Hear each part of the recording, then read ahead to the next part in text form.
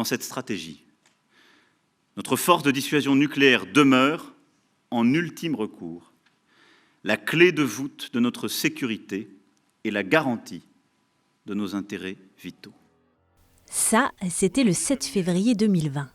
Comme tous ses prédécesseurs, Emmanuel Macron s'était livré à l'exercice consacré depuis 1958 par tout chef d'État fraîchement élu, consistant à présenter aux Français les éléments clés de la doctrine nucléaire du pays. Histoire de rassurer sur la capacité de la France à faire suffisamment flipper les autres pays en cas de menace d'attaque. On l'appelle la dissuasion nucléaire.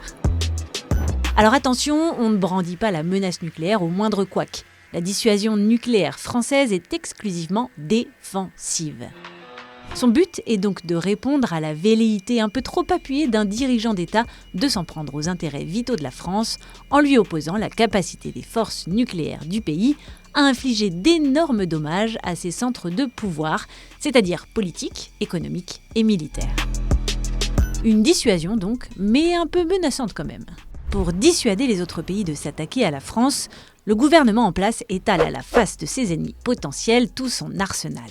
Sous-marins nucléaires lanceurs d'engins comme les Suffren, avions Rafale et ravitailleurs stratégiques, l'outil de dissuasion français semble pour l'heure plutôt crédible.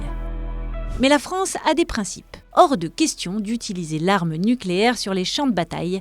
Elle doit seulement rester un instrument de dissuasion visant à empêcher la guerre. Pas question non plus de s'en servir à des fins d'intimidation ou de coercition, comme ont pu le faire à partir de 1945 jusqu'en 1989, les États-Unis et l'Union soviétique.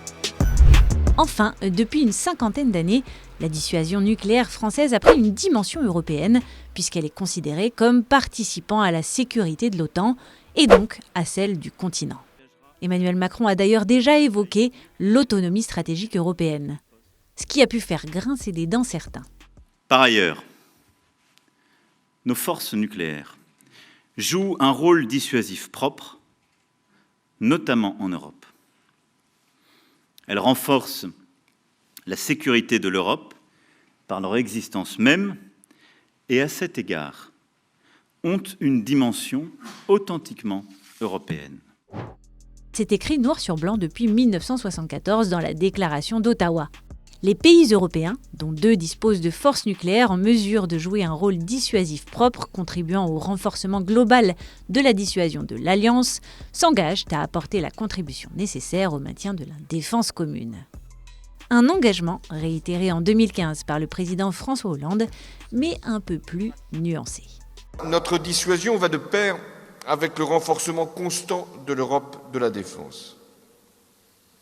Mais notre dissuasion nous appartient en propre. C'est nous qui décidons. C'est nous qui apprécions nos intérêts vitaux.